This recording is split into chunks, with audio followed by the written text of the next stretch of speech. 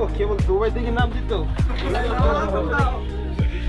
Dubai থেকে আইছি তো, একটু শরীরে জার্নি করে তুই আইছি তো, সমস্যা না, পরে বার যাইবো।